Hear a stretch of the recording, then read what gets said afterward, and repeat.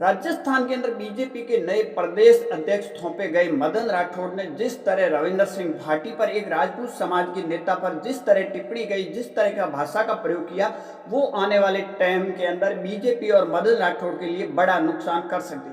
अब देखिए, मैंने थोपे शब्द क्यों बोला वो भी बताऊं। अब देखिए, रविंदर सिंह भाटी पर जिस तरह मदन राठौड़ ने टिप्पणी की है और जिस तरह उन्होंने कहा है, वो कहीं कहीं एक अपने आप में शर्मसार करने वाला वाक्य है। अब देखिए, जिस व्यक्ति की 3 बार टिकट कटती है उसी व्यक्ति को पद पर बिठाया जाता है, तो इसके पीछे एक रीजन है। अब देखिए, बीजेपी जब आरोप कांग्रेस पर लगाती है कि कांग्रेस जातिवादी कर रही, अब बीजेपी कितनी जातिवादी करती है वो भी समझिए। उसके बाद मदन राठौड़ ने क्या कहा, रविंदर सिंह भाटी ने क्या जवाब दिया, वो भी बताओ।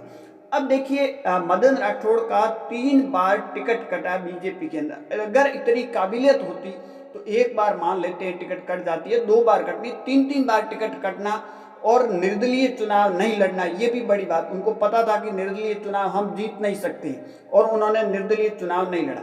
जब तीसरी बार 2023 के अंदर टिकट कटा तो उस टाइम प्रधानमंत्री नरेंद्र मोदी जी से फोन कराया गया। पार्टी अध्यक्ष राजस्थान के थे उस टाइम सीपी जोशी ने दिल्ली नरेंद्र मोदी जी को कहा कि आप कहोगे तो ये बैठ जाएंगे। और उसके बाद वो है नरेंद्र मोदी जी जब फोन करते हैं तब पता चलता है कि वो नरेंद्र मोदी जी को पता चलता है कि ये अपने जाति का ही व्यक्ति है।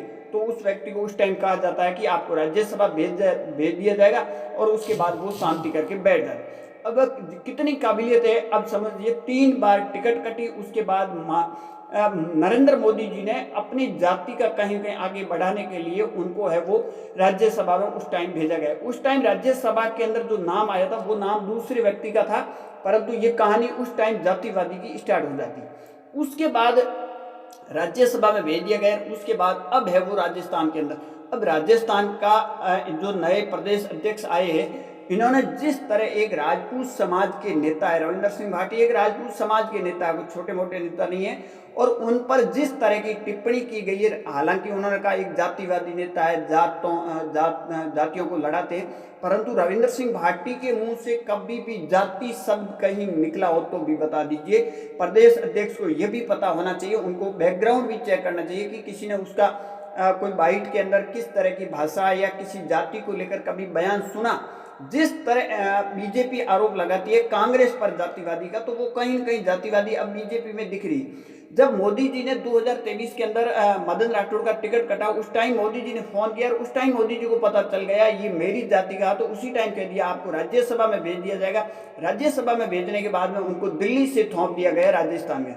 न तो वसुंधरा राजे सिंधिया का पसंद, न भजन लाल शर्मा के पसंद, न राजेंद्र राठौड़ के पसंद, न सतीश पूनिया, किसी राजस्थान के एक भी नेता के ये मदन राठौड़ जो अध्यक्ष बने हैं पसंद नहीं है, क्योंकि दिल्ली से थोपे गए कभी पसंद नहीं होती। और इनकी काबिलियत का आपको मैंने पहले बताया, 3 बार उनका टिकट है वो कटा। अगर इतने काबिलियत होते 3 बार टिकट नहीं कटा।